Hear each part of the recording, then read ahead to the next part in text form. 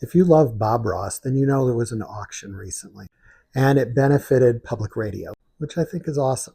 And this creator is very excited about the upward trend of Bob Ross's works and how much money they're going to get and all that kind of stuff.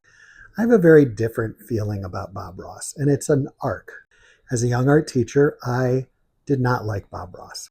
I felt like his work was really saccharine, cutesy, didn't hold much in the way of expression, and didn't really push art in any significant way.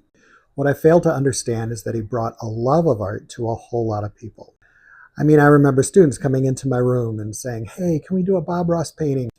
And I would grumble a bit and roll my eyes, but I should have been probably a little bit more gracious because they were coming in to paint, which was a good thing. So bringing the love of art to the masses, awesome. Then there was this interview that he did with Phil Donahue, if you're old enough, you know enough, where he said he doesn't expect any of his work to hang in a museum, that he did it for his own pleasure, and found that bringing it to other people just made him happy. That's where I really turned around in my feelings about Bob Ross.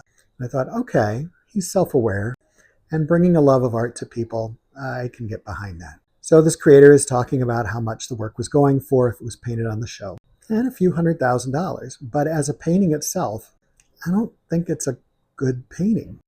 It's all right. It's pretty.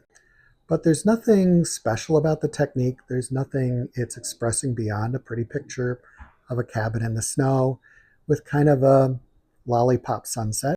And if you love it, that's great. But I feel like it's about a good high school technique.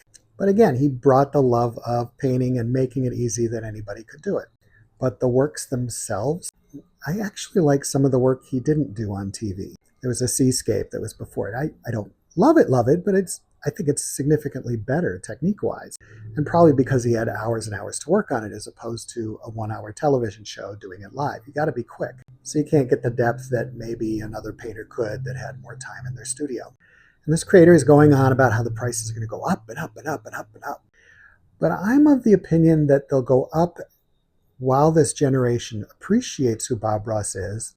But as they age out and people reflect on his work and no longer are kind of tied to his love of art and what he did, I'm of the feeling that his work will not continue to go up in price. Certainly scarcity will be there, but there's nothing about Bob Ross's work that says innovative or pushed art forward in some significant way.